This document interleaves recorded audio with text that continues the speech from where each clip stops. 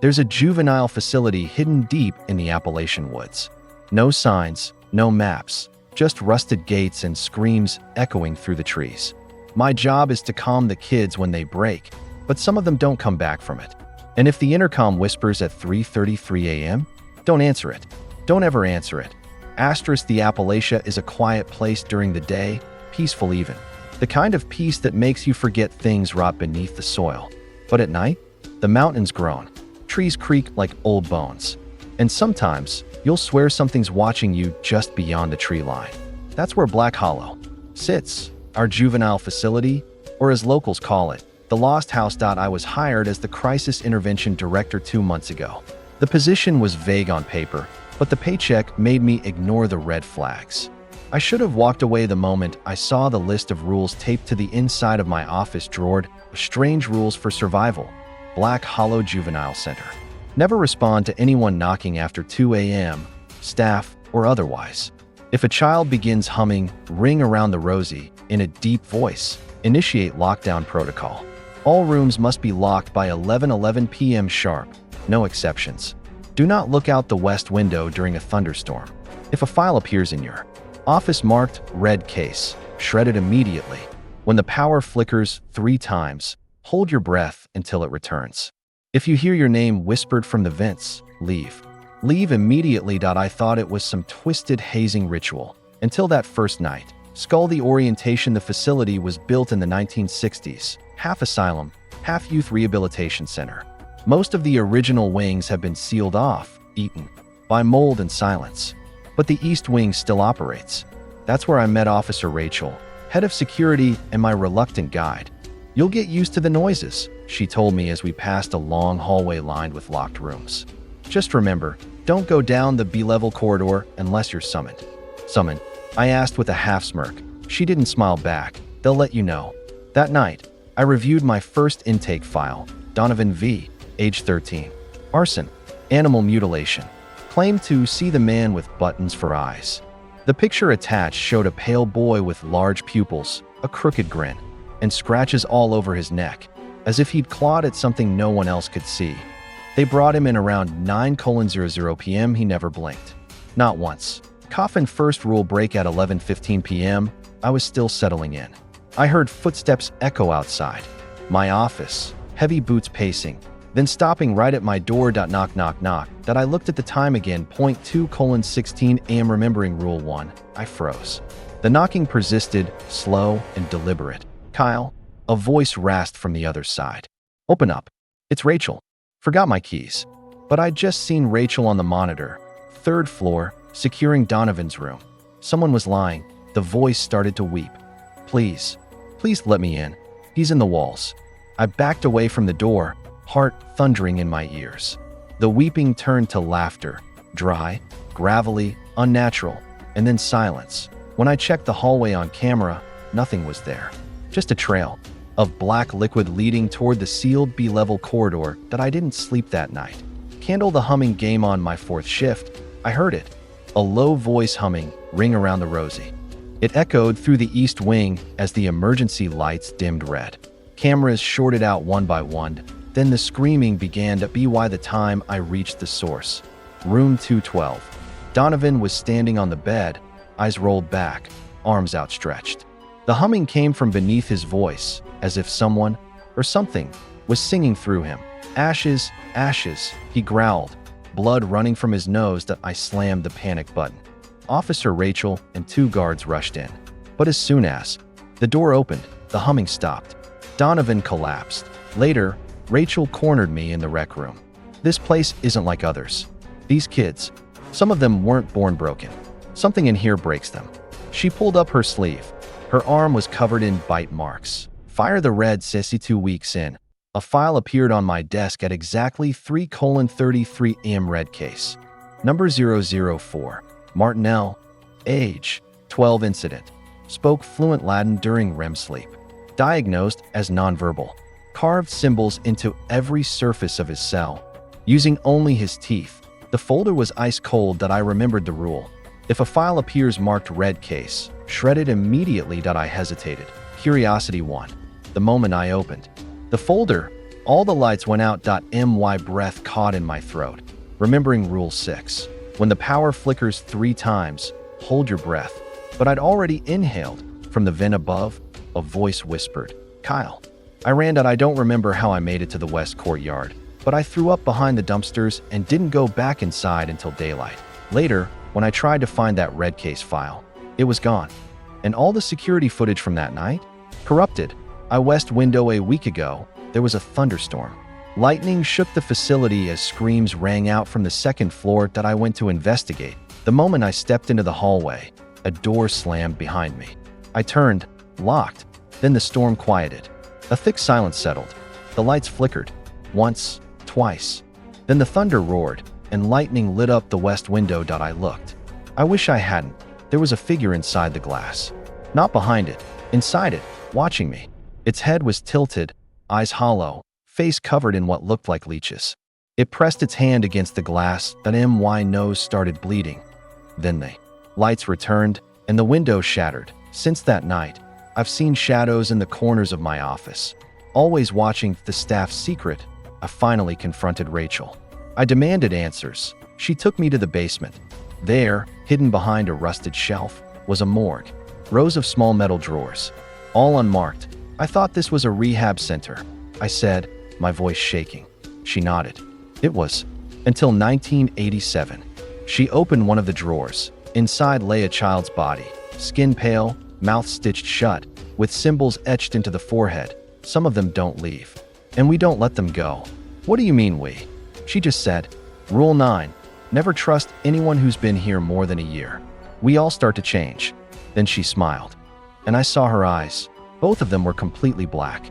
They're not like normal kids anymore. Rachel's voice echoed in my head as I stared into the black void of her eyes. That I should have run. Should have reported it. Should have quit. But I didn't. Because somehow, I knew I couldn't. Something about this place held me here. And I was starting to wonder, had I ever really had a choice? Safety pin daylight doesn't clean the blood. By the time the sun rose over the Appalachian hills, I'd locked myself in the staff break room with a metal chair propped under the doorknob. I hadn't slept. The thing in Rachel's eyes, whatever it wasn't human. Not anymore. When I finally worked up the courage to leave, the hallway outside was immaculate. No broken glass, no trail of black sludge, no trace of the shattered west window, like it never happened. And yet, my nose was still crusted with dried blood. Clipboard daily log number 82, Martinell. The facility mandates that each crisis director logs an entry at the start of shift .7:06 p.m. Daily log. Kyle Marrow, crisis director, subject number 004. Martinell has not eaten in 3 days. Refuses water. Smiles constantly. Claims to know the devil's real name.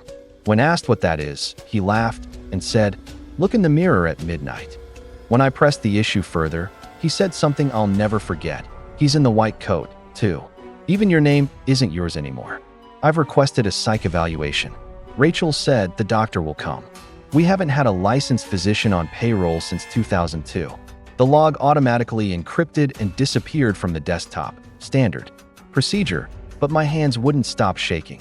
Musical note: the choir room incident. There's a room at the end of Hall C known as the choir room. Used to be for art therapy or group reflection. Now it's sealed shut.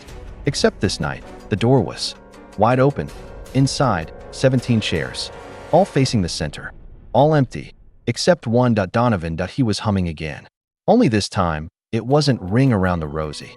It was a Gregorian chant, deep, rhythmic, wrong for a child his age. Then I noticed the others, all 17. Chairs were occupied, kids I'd never seen before. Pale, eyes closed, lips moving in sync with Donovan's voice. When I turned on my flashlight, they vanished, gone. Donovan looked up at me. "You're late," he said in a voice that wasn't his. Then the fire alarms blared. But there was no smoke, just a deep, grinding sound coming from the floor beneath us, like something waking up. Brick returned to the B-level corridor. I swore I'd never go back near the B-level wing.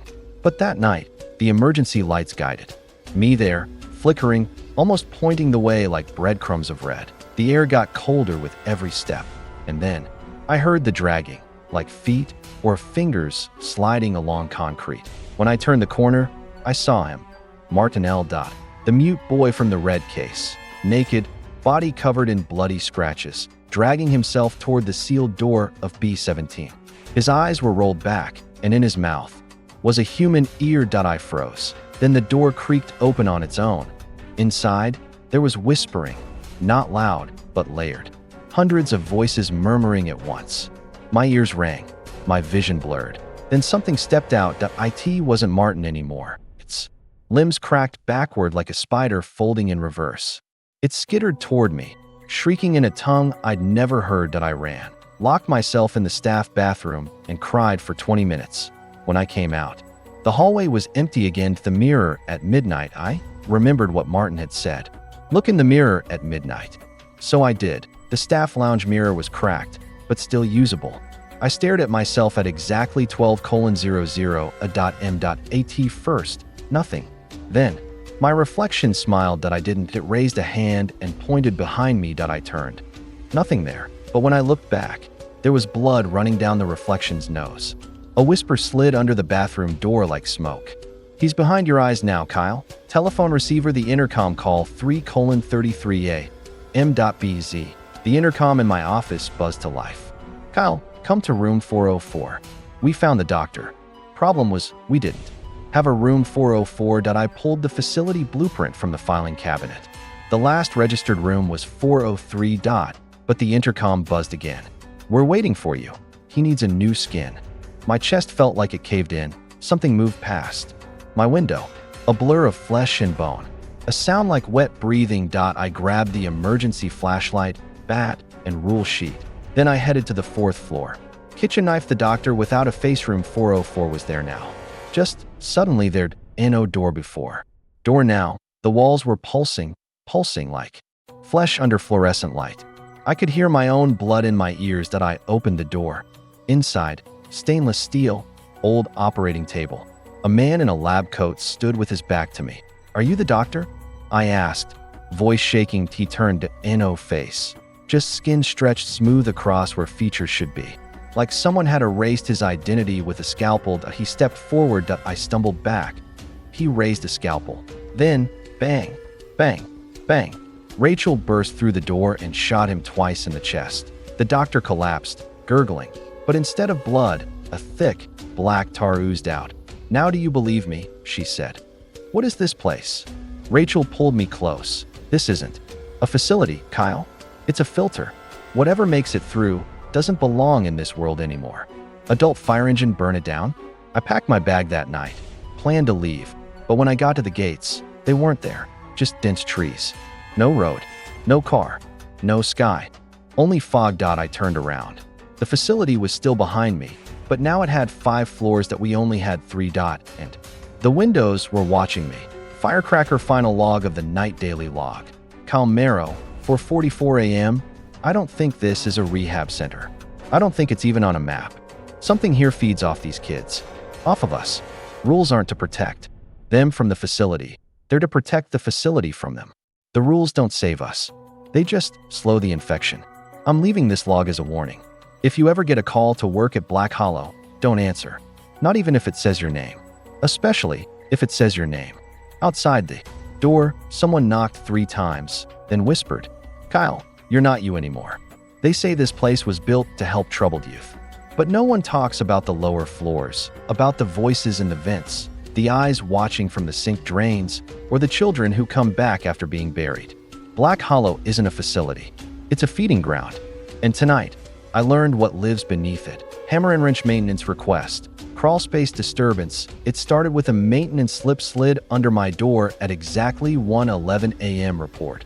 Location. Crawl space D, 3 issue. Child laughter beneath floorboards. Sounds of scratching. Action. Investigate with security staff. Do not go alone. Signature. Blank. There was no staff scheduled to submit maintenance requests at night. I checked the logs. N01 submitted it. Still, something about the report felt official. Felt right. Like a command from something above both my understanding and my pay grade. I should have ignored it. But the rules don't protect you when the facility decides to choose you. Flashlight. Enter the crawl space. Rachel met me at the boiler room. She didn't speak as she handed me a flashlight and a surgical mask. You'll need this, she said. Air down there isn't clean anymore. I asked what she meant by that. She simply replied, "You ever smell regret? That's what it smells like." We moved the shelf aside, revealing a steel hatch in the floor, rusted shut until Rachel whispered a word in some language I didn't recognize. The hatch popped open like it had been waiting. Inside, pitch black, and the smell, sweet and rotting, like overripe fruit soaked in gasoline. That I climbed down first. The second I hit the dirt, I heard it, giggling, childlike, but layered, like multiple voices inside one throat. Then came the scratching. Drop of blood beneath the facility. The crawl space extended farther than the blueprints showed. Narrow tunnels, webs hanging like lace curtains, and everywhere, little scratches on the wall. Some were words, names, some were claw marks. Rachel followed silently behind. Then we heard it, a voice singing softly from the dark. There were 4 little children in the walls. One by one, they took their calls. One went mad and one got sick. One was eaten. One turned quick. I raised my flashlight. Ahead of us, for small shadows stood motionless, backs turned, just beyond the reach of the light. "Stay quiet," Rachel hissed. "Don't speak. Don't look away." But it was too late. One of them turned around. It didn't have a face. Door the hall with no in. We ran, twisting tunnels, dirt crumbling beneath our feet. The crawl space kept going and going and going, until suddenly, it opened into a hallway made of rotted wood and exposed nails. There were doors lining each side, tiny ones, each with a nameplate. Jessica, Tyrone, Martin, Donovan, and others I didn't recognize. The end of the hallway was a mirror. In it, I saw myself, but younger, bleeding, crying. And behind me stood a tall figure with antlers and no mouth. Rachel pulled me back just before I touched the glass. "That's where they enter," she said. "The facility is a gateway. Those aren't doors, they're cages." "For what?" I asked. "For whatever's wearing those kids like skin." Card index dividers, red case. Jessica D. Back in my office, a file appeared on my desk, another red case. Number 013, Jessica D., age 11, incident. Missing for 72 hours. Returned without memory. New behaviors, no blinking. Repeats staff conversations word for word hours after they occur. Claims to have a sister in the walls. Security footage shows her in 2 places at once. I reviewed the footage at 2:06 a.m. Jessica was seen in her room, asleep at 2:07 a.m. She walked down the hallway to 2:08 a.m. She was in the cafeteria at 2:09 a.m. She stared directly into the security camera at my office camera. She whispered, "You're already down here, Mr. Merrow." Then smiled. Brain therapy session. I brought Jessica in for a one-on-one. She sat perfectly still, eyes too wide, mouth twitching as if she were trying not to laugh. "Do you know where you went?"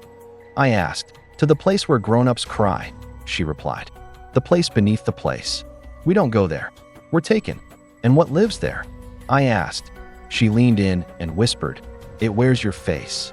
Suddenly, the power cut out. In the reflection of the glass wall behind her, I saw me, standing behind her, smiling. Camera staff disappearances that night. 2 janitors didn't report out. When I checked their route logs, they were both assigned to clean hallway F2. Problem was, we didn't have an F2. Not on any blueprint. I went there myself. Just past the admin wing, there was a door I'd never seen before. Inside was a hallway filled with crows, dead ones, hundreds, feathers everywhere. The air was thick with rot and the sound of flies at the end of the hallway. I found a radio playing on loop. "The kids in the crawl space. The kids in the crawl space. The kids in the crawl space." I turned it off, then heard the sound of wings behind me. But none of the crows had moved. Safety pin facility origin. The real file. Rachel finally gave me access to the real archives, hidden beneath the intake room. The truth? Black Hollow wasn't founded in the 1960s. It was built in 1901. Originally an orphanage called Hollow Mercy, where undesirable children were locked away. Those accused of witchcraft, demonic possession, or spiritual contamination. Most never made it to adulthood. Some were buried alive beneath the floor. A scribbled note was paperclipped to the file. They made the rules to keep the dead from forgetting they were dead. The day they remember, they'll want out. I couldn't breathe, because that meant the rules weren't about us surviving. They were about keeping the dead obedient. Door crawl space. Revisited, I returned to the crawl space alone. Something was calling me, pulling me, and when I arrived, I wasn't alone. There were dozens of children now, all crawling, backwards. Faces wrong, voices wrong, some wore staff uniforms. One had my ID badge. They whispered, "You're the next gate, Kyle. You let us in."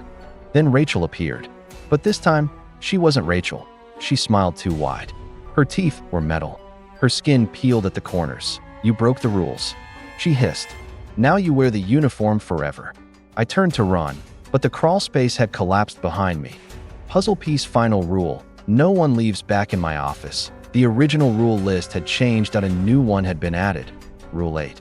If you've read all the rules, it's already too late. They tell you the bell rings at 6 a.m. for morning medication and shift change. But I've learned something they don't teach in training. That bell doesn't signal safety. It signals rebirth. And if you're awake to hear it, you were chosen. Bellhop bell. 6 a.m. The bell it rang for the first time since I arrived, loud. Mechanical. Vibrating with such force that it cracked the wall tiles. The sound rattled through my teeth like they were trying to escape my skull. Then the intercom clicked on. A single voice whispered, "He's awake." All the lights turned red. Emergency generators whirred on.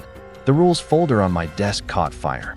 Literally, smoking and crumbling to ash before my eyes without a spark or flame. The screen on my computer blinked once and showed a countdown. 00:59:59 1 hour. For what? No pedestrians shift reversal. Every single clock in the facility began to tick backward. Every reflective surface now showed a different room. Not mine. Not anywhere I recognized. Empty cells. Morgues. Open graves. I saw myself pacing in one of them, chewing on my own fingers, mumbling, "Don't answer the bell." I ran through the halls. The facility wasn't the same anymore. Corridors stretched impossibly long. Rooms shifted behind me. Names on the doors changed as I passed. And then I saw Rachel, standing upside down in the corridor, skin sloughed off one arm. Her mouth opened far too wide. "You've stayed too long, Kyle," she said. "You read the rules. You broke the cycle." Behind her, kids were hanging from the ceiling, motionless but blinking in unison. Their eyes glowed red, and every one of them whispered, "You heard the bell. You're next." Brain the inverted ward. In my panicked run, I made it to a wing I'd never seen before. The inverted ward. Doors were on the ceilings. Blood pooled on the walls. Gravity felt like it was deciding which direction to go. On the floor, scratched. Deep in the tile, were 6 words. "He wears your skin like cloth." I passed an observation window. Inside, Donovan stood smiling at the mirror. Except it wasn't Donovan. His reflection waved, and his reflection was me. Fire ritual room at 5:27 a.m. The intercom screamed a single phrase in Latin, "Domum illum aperi." Rachel intercepted me outside the abandoned chapel room. "We have 30 minutes, she said. "He's crawling up." "Who is?" I asked. She didn't answer. Just handed me a sharp object. Not a knife, a rib. "Human. Sharpened. You'll need this," she whispered. "When you see your mother, don't believe her." The chapel stank of wax and blood. Candles lit themselves. The pews were stacked like barricades. Symbols carved in ash glowed faintly on the floorboards. I in the center. A pit. Deep. Bottomless. Whispering names. "Kyle. Kyle. Kyle." My knees buckled. That voice. It was me. The mirror again back in the West Wing hallway. Every door was open. Inside each room, dozens of versions. One chewing glass. One speaking in tongues.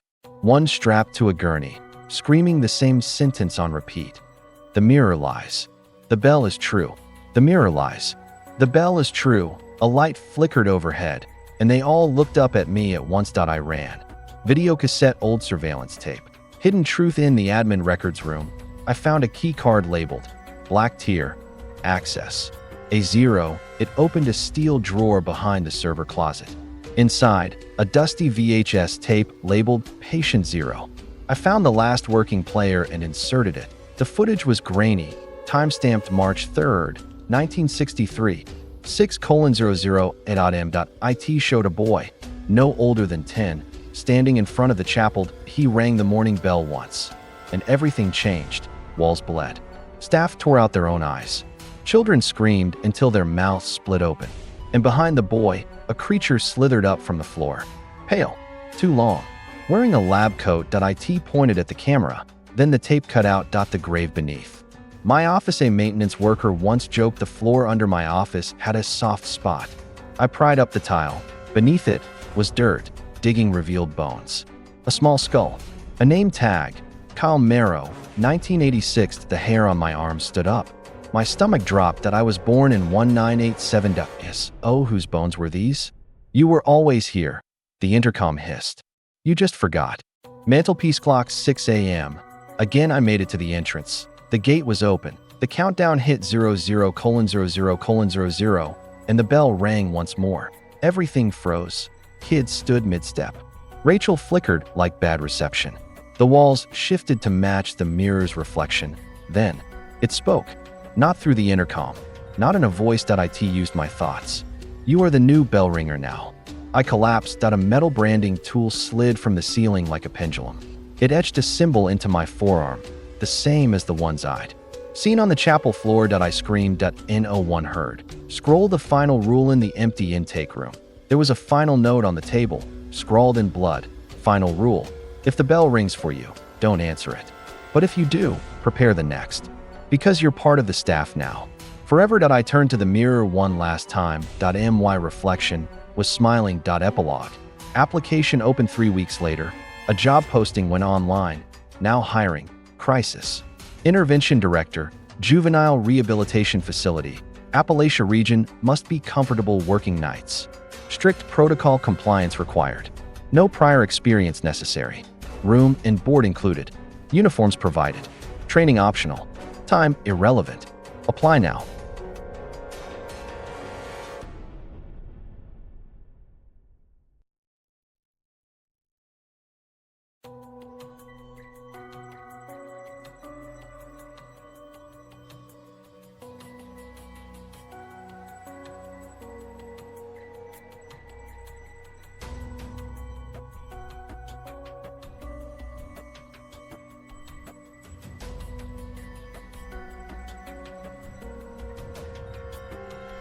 The uniform no longer fits the way it used to. It's tighter, heavier, as if it's soaked in something that isn't sweat.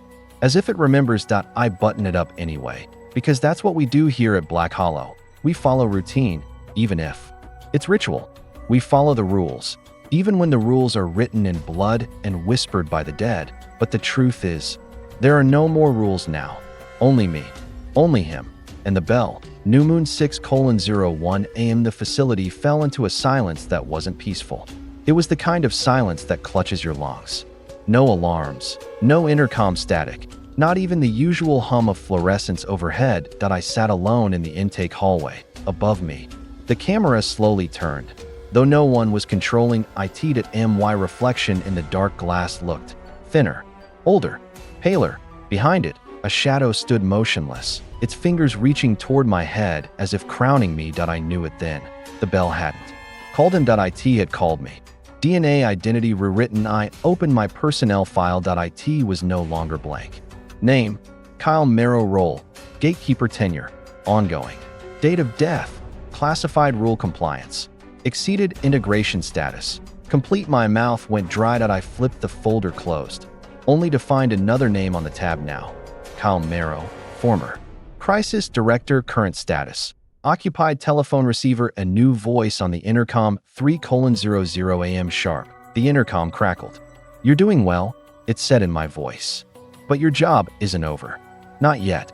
I walked the halls, every light now flickering in perfect rhythm, like a heartbeat. The kids weren't screaming anymore. They were singing. Low, slow, like monks. As I passed, some of them mouthed the words to a song I couldn't hear. Others simply pressed their foreheads against the glass, smiling. They weren't afraid of me anymore. They were waiting. They remembered. Rachel appeared again. Only, this time she was wearing a name tag that read, redacted. She didn't blink as she said, they remembered. Who? I asked. She pointed upward, not toward the ceiling. Past it. Beyond it. The first children. The ones they tried to erase. The ones the rules kept locked under our feet. My heart thundered, because the floor had started to tremble. Whole the pity returned to the chapel. The floorboards had split completely. The pit beneath was no longer whispering. It was singing, low, ancient, full of grief and hunger and praise, like a god that had gone too long without a name. And inside it, I saw faces, hundreds of them. Some were the kids who had disappeared. Some were the staff. Some were me. They reached upward, not to escape, but to pull me in. Old key the last door, there was one wing still sealed, the admin bunker. Only the bell ringer had the key, and I was the bell ringer now. When I opened the last steel door, I found a hallway, made entirely of mirrors. Each step distorted me more, stretching my arms, hollowing my cheeks, changing my gait. By the time I reached the center, I didn't recognize my own body, but the thing in the mirror did. It wore my uniform. It smiled. And then it whispered, "It's your turn to watch the gate." Hourglass not done, shift locked. They gave me a new room. Not an office. A cell. Room #001. Inside. A single chair, a black journal, a blinking light bulb overhead, and a wall of monitors showing every room at once. The screen in the center showed me, watching the screens. I tried to leave. The door didn't open. There was no handle. Only the words, "Welcome to the staff." Fountain pen. The journal had only one page filled, written in handwriting that looked like mine, but with elongated letters, as if pulled by gravity. "This is not a job. This is a position. The bell must ring. The children must be watched. The cycle must continue, or he walks free. And you remember what he really looks like." Brain. The revelation, it wasn't the first. I wasn't even the 10th. I was the next. The cycle isn't about healing, or punishment, or control. It's about containment. Every child that breaks reality becomes a crack in the wall. Every adult who follows the rules becomes another brick. And when the bricks forget why they were laid, the wall comes down. Radio A. New applicant. The intercom buzzed again. A voice I didn't know whispered, "New director incoming. Application accepted." I watched as a new man stepped out of a black sedan in front of the gates. Wide-eyed, nervous, holding a backpack.